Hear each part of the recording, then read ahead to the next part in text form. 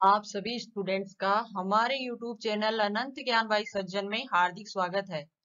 आज हम class 10th chapter 13 अमर शहीद जो कि लक्ष्मी नारायण रंगा द्वारा लिखा गया एक एकांकी है, उसे हम सप्रसंग पढ़ेंगे और उसके प्रश्न उत्तर भी हल करेंगे। तो सबसे पहले इस कवि के बारे में जान लेते हैं। लक्ष्मी नारायण रंगा ने बहुत ही सुप्रसिद्ध एकांकीकार हैं। इन्होंने ऐतिहासिक, सामाजिक एवं समसामयिक विषयों पर नाटक तथा एकांकी लिखे हैं जो कि रंगमंच की दृष्टि से पूर्णतया सफल रहे हैं। और अब पाठ परिचय। इस एकांकी में राजस्थान में स्वतंत्रता आंदोलन के प्रेरणा स्रोत वीर शिरोमणि सागरमल गोपा द्वारा मातृभूमि की स्वतंत्रता के लिए प्राण न्यौछावर करने की यशोगाथा है। सागरमल गोपा ने जैसलमेर राज्य के स्वेच्छाचारी शासन, अत्याचारी एवं निरंकुश सामंतशाही के विरुद्ध क्रांति का बिगुल बजाया। इससे क्रोधित हो सत्ताधारी वर्ग ने उन्हें बंदी बना लिया। बंदी गृह में उन्हें अमानवीय यातनाएं दी गई, लेकिन आपने आतताई शासन के सामने झुककर माफीनामा पर दस्तखत करने से मना कर दिया। अंत में इन्हें 3 अप्रैल 1946 को जेल में ही जिंदा जला दिया। आपकी शहादत ने राजस्थान में स्वतंत्रता संग्राम में नए प्राण फूंक दिए। तात्विक दृष्टि से अमर शहीद एक सफल एकांकी है। इसकी संवाद योजना में ओजपूर्ण भाषा शैली का प्रयोग पाठकों का ध्यान आकृष्ट करती है। अब पाठ में जो पात्र हैं वे हैं सागरमल गोपा, जो कि एक 48 वर्षीय स्वतंत्रता सेनानी है और जिसने धोती कुर्ता पहन रखा है और हाथ में हथकड़ियां और पांव में दोहरी बेड़ियां हैं। गुमान सिंह रावलत ये पुलिस अधीक्षक है और जेलर कर्णीदान जैसलमेर जेल के इंचार्ज है। और बाकी हैं बीरबल, मुनका, सोहेल, अहमद कलर, सिपाही और आदि। अब ये प्रसंग है 3 अप्रैल 1946 को दोपहर का समय। तो इसे एकांकी का रंगमंच मंचन किस प्रकार हो रहा है ये अब देखते हैं। पर्दा उठाने पर जेल की कोठरी का आंतरिक भाग दिखाई देता है। सामने की दीवार में लोहे का दरवाजा खुला है। रंगमंच के बीच सागरमल गोपा बैठा है। उसके हाथ पीछे करके उल्टी हथकड़ी लगाई हुई है तथा पांव में भारी बेड़ियां हैं। बेड़ियों के कारण उनके पांव में घाव पड़ गए हैं तथा उनसे खून बह रहा है। सागरमल गोपा ने धोती कुर्ता पहन रखे हैं जो मेले कुचेले हैं। बेतों से बार बार पीटने से कपड़े जगह जगह से फटे हुए हैं तथा उन पर खून के दाग लगे हुए हैं। सागर के चेहरे पर गहरी वेदना के चिन्ह है। वह हिलता है तो दर्द से हल्की चीख निकल उठती है। वह दांत भींचकर दर्द को दबाने की कोशिश करता है, पर नीचे के अंगों में मिर्ची की लुगदी चढ़ाई जाने के कारण उसके थोड़े हिलते ही तेज चीख बरबस निकल जाती है। पीछे के दरवाजे में गुमान सिंह रावलोत खूनी बेड़िए किसी नजर और मुस्कान लिए खड़ा नजर आता है। जो पात्र हैं उनके जो संवाद है वे किस प्रकार है। तो सबसे पहले सागर के संवाद है। चीख कर, नहीं नहीं, यह पीड़ा, यह अपमान, यह आग अब नहीं सही जाती। तो गुमान सिंह बोलता है हंसकर, नहीं सही जाती तो महारावल जवाहर सिंह जी से माफी मांग लो। सागर, माफी किस बात की माफी, कौन से अपराध के लिए माफी। गुमान, सागर अगर एक अपराध हो तो बताऊं, राजद्रोह करके तुमने तो जैसलमेर की नाक कटवा दी। सागर फिर बोलता है, राष्ट्र प्रेम करके नाक ऊंची करवा दी गुमान सिंह, सारे देश में, सारी दुनिया में। गुमान, लगता है तेरी इस नाक पर महारावल की जगह यदि मैं होता तो राजद्रोह में तेरी बोटी बोटी नुचवा देता। सागर, पर क्यों। गुमान, इसलिए कि तुमने अन्नदाता के साथ गद्दारी की है। तुमने जैसलमेर राज्य का गुंडा शासन और रघुनाथ सिंह का मुकदमा किताबें लिखी हैं। महारावल को डाकू, खूनी, हिंसक और आतताइयों का रक्षक कहा है। इस राज्य को जंगल का राज्य कहा है। सागर, अपने कलेजे पर हाथ रखकर सोच गुमान सिंह, क्या मैंने यह गलत कहा है। गुमान, बिल्कुल गलत। अरे नमक हराम, तेरी पीढ़ियों ने जिस भांति महारावल का नमक खाया है, तूने उसी थाली में छेद किया है। गद्दार। सागर गुस्से से, गद्दार मैं नहीं, गद्दार तुम और तुम्हारे महारावल दोनों हो, जो अंग्रेजों की छत्र छाया पाने के लिए मातृभूमि के साथ गद्दारी कर रहे हो। जनता को डंडे और अंधे कानून से दबाते हो। मैंने जो भी किया जनता के हित में किया। गुमान झूठे, क्या तुमने राज्य की जनता को नहीं उकसाया। क्या तुम लोगों ने ताजियों का झगड़ा नहीं भड़काया। क्या तुम लोगों ने दर्जी सत्याग्रह नहीं करवाया। क्या तुमने हड़तालें और भूखे हड़तालें नहीं करवाई। क्या तुमने क्रांतिकारी कविताएं नहीं लिखी। क्या तुमने जैसलमेर के किले पर तिरंगा झंडा लहराने की घोषणा नहीं की।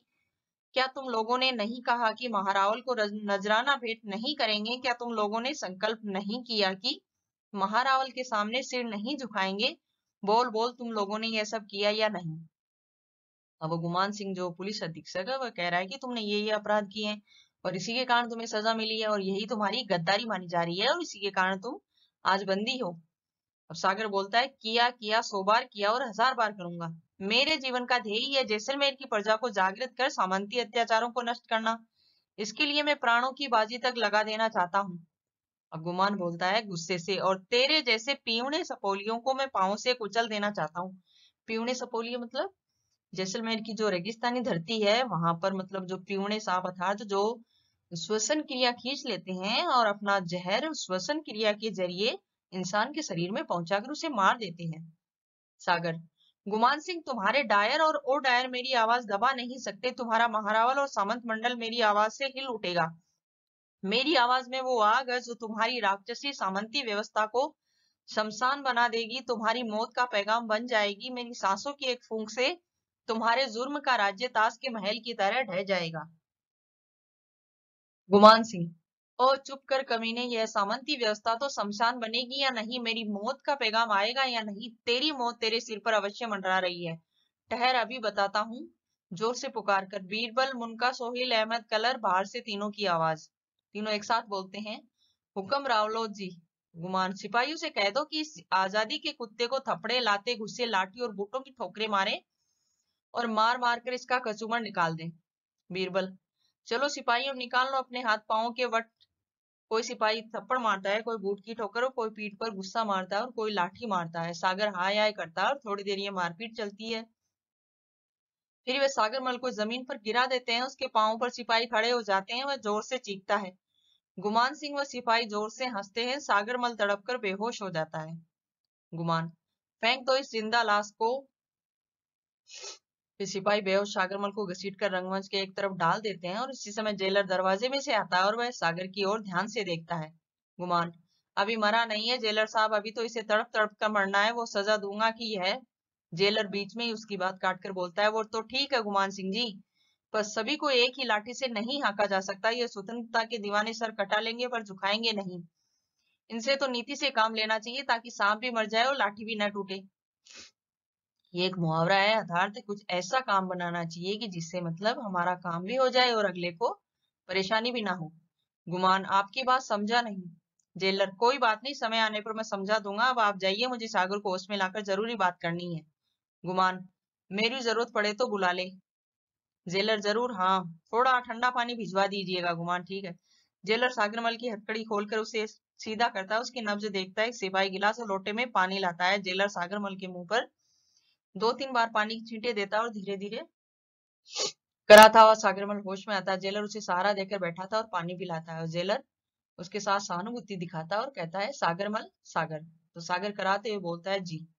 जेलर बोलता है, सागर, अपने पर अपनी इस जान पर रहम खा, तेरी यह हालत मुझसे देखी नहीं जाती। वो क्या दशा हो गई है तेरी।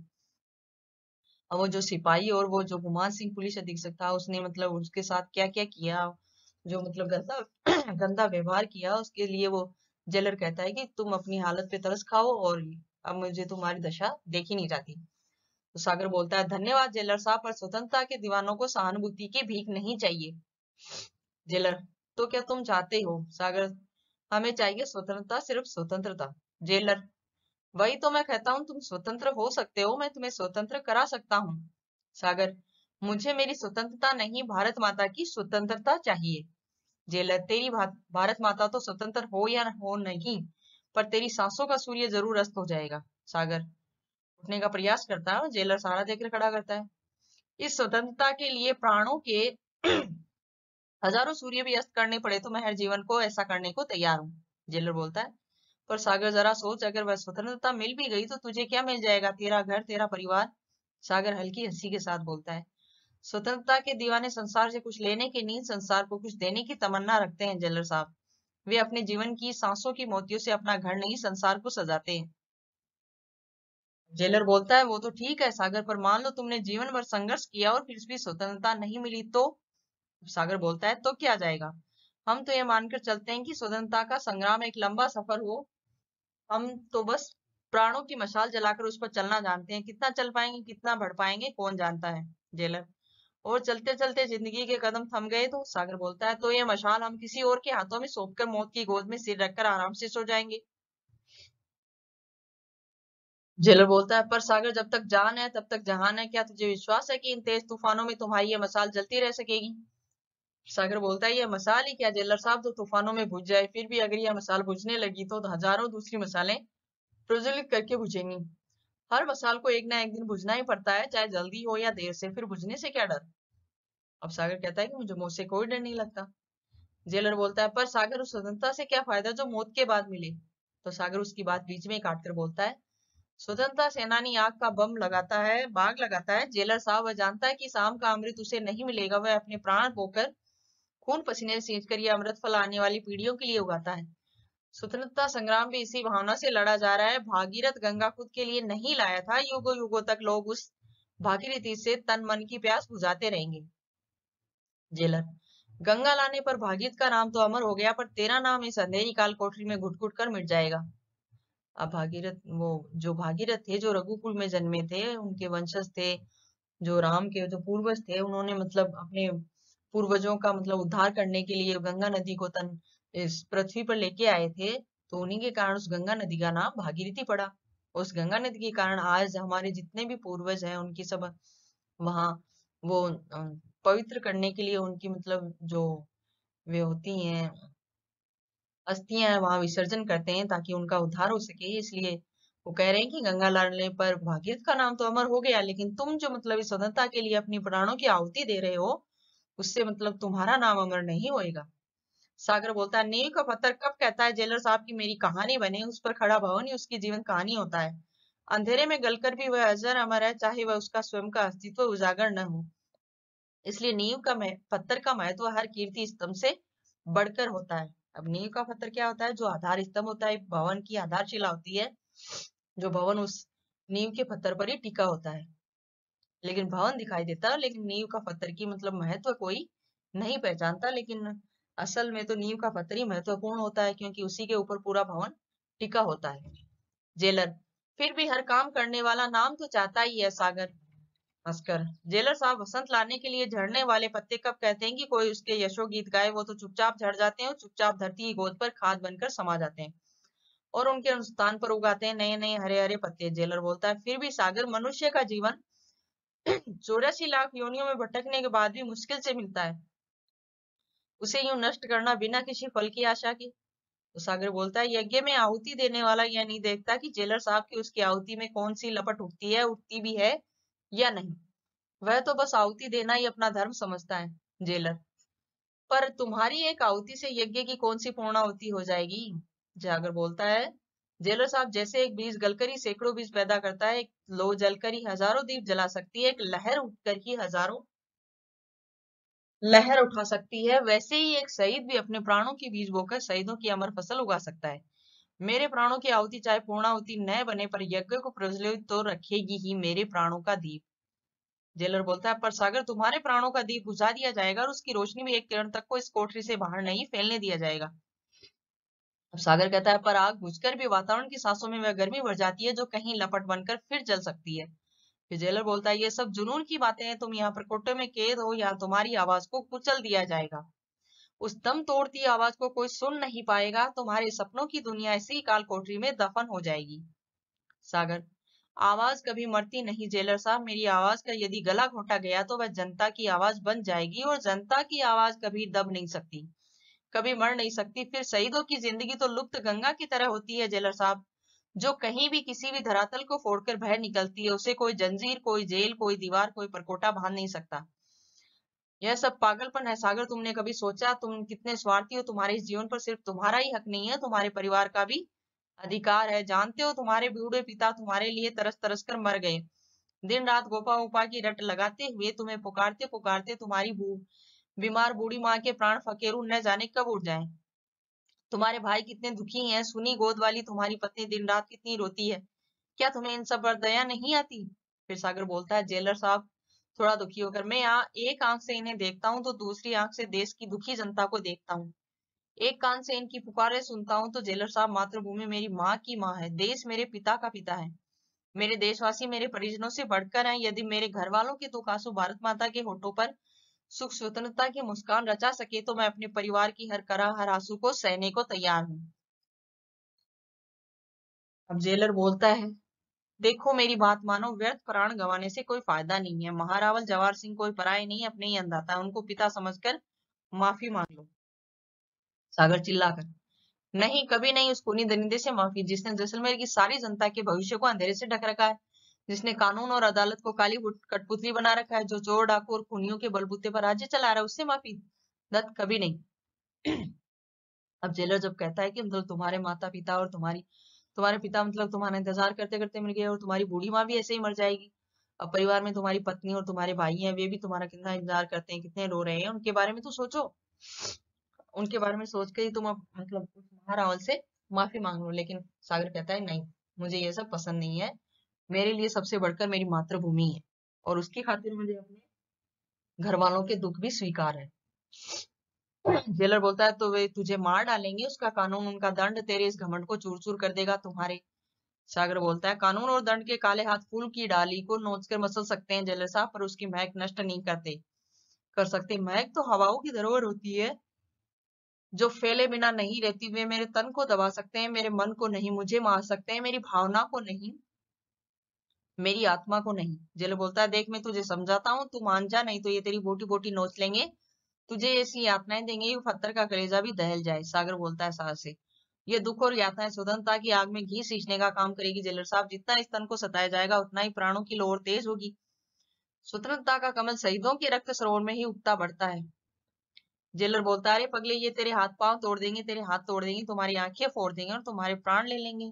सागर बोलता है, मातृभूमि के दीवाने तन का जीवन का नहीं, मन का जीवन जीते हैं। फिर से मेरे पांव टूटने पर यदि मेरे देश का एक कदम आगे बढ़े, मेरे हाथ टूटने पर यदि देश के हाथ थोड़े मजबूत होते हैं, और मेरी आंखें फूटने से यदि देश को कोई नजर मिले, या मेरे प्राण लेने से मेरे देश को नया जीवन मिले, तो मैं इन्हें खोना अपना परम सौभाग्य मानूंगा। मेरा नाम सागर है जेलर साहब, मेरी गहराइयों को तोप और तलवार हिला नहीं सकती। जेलर, अब तुझे कैसे आजमाऊं, मेरा तो यही कहना है।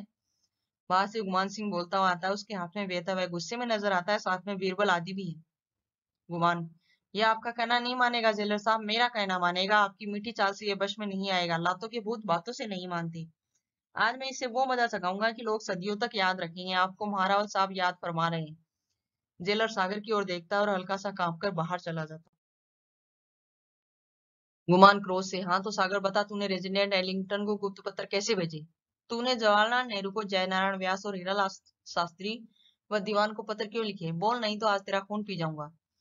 तूने मेरी और महारावल की बहुत निंदा की, या बोल, नहीं तो तुझे कच्चा चबा जाऊंगा। और वह दांत पीसता है। सागर बोलता है, सच्चाई कहने का हर इंसान का हक है गुमान सिंह, तुम्हारे काले कारनामों का पर्दाफाश। इतना कह के गुमान सिंह बोलता है, जोर से बेत मारता है उसे, काले कारनामा को पर्दाफाश और कर। लगता है तेरी मौत ही तुझे नागपुर से जैसलमेर खींच लाई। लगता है तेरी मौत मेरे हाथों ही। सागर, मुझे मौत नहीं, मेरी जन्म भूमि का प्यार यहाँ खींच लाया, मेरी मौत नहीं। लगता है सामंत साई की मौत मुझे यहाँ खींच लाई। लगता है सामंत साई की अर्थी पर मेरा कंधा लगेगा। लगता है महाराज और तुम दोनों। गुमान चीख कर, चुप रह बदतमीज, तेरी जुबान खींच लूंगा। बीरबल, अहमद, इसे ये ले आओ और माथा चढ़ाओ, इसके मुंह, नाक, आंख और निचले अंगों में मिर्ची भर दो, इसकी ऐसी हालत कर दो कि यह मौत के लिए भीख मांगे और मौत भी इसे भीख न दे। खींच डालो इसकी खाल। वे सभी लोग आकर जबरदस्ती सागरमल को घसीट कर बाहर ले जाते हैं। गुमान सिंह कोठरी में कुछ सोचता हुआ चक्कर लगाता है। लगता है कोई भयंकर निर्णय लेने वाला है। थोड़ी देर में सागरमल की दिल दहलाने वाली चीखें सुनाई देती है, उन लोगों का अट्ठास। गुमान सिंह भी सागरमल का चीखना सुनकर मुस्कुराता है। सागर, पीछे से आवाज, नहीं नहीं, अरे मेरी टांग चीर रही है, अरे मेरे प्राण निकल रहे हैं, अरे अरे मेरी आंखों में मिर्च डाल दी, अरे अरे मुझे छोड़ दो, अरे राक्षसों बस करो, अरे अरे ये मिर्च, ये मेरे मेरे मत चढ़ाओ, ये मेरे रोम रोम में आग लगी है, छोड़ दो मुझे। थोड़ी देर आवाजें आती है, फिर वे लोग हंसते हुए अर्ध बेहोश कराते हुए सागरमल को लाते हैं। उससे पता नहीं, उसे चला नहीं जाता, लड़खड़ाता हुआ चलता है। उसके मुंह, आंख, नाक में मिर्च दबी नजर आ रही है, उसके निचले अंगों में मिर्च की लुगदी चढ़ाई हुई है, उसकी धोती खून से तरबतर है। लाकर वे उसे छोड़ देते हैं। वह धम से गिर जाता है और वे सभी जोर से हंसते हैं। सागरमल दर्द से तड़पता है और उसके मुंह से चीख निकलती है। गुमान हंसता हुआ जेब से कागज निकालकर, सागर, अपनी जान बचाना चाहता है तो मेरा कहना मान, इस माफीनामे पर दस्तखत कर दे। सागर चीख कर बोलता है, मेरे मौत के पैगाम पर दस्तखत करा ले गुमान सिंह, पर माफीनामे पर जीते जी दस्तखत नहीं करूंगा। तुम लोगों ने पहले भी नारकीय यातनाएं देकर मुझसे गफलत में दस्तखत करा ली और मुझे नाहक बदनाम किया। अब मैं हाथ कटवा सकता हूं पर किसी कागज पर दस्तखत नहीं करूंगा।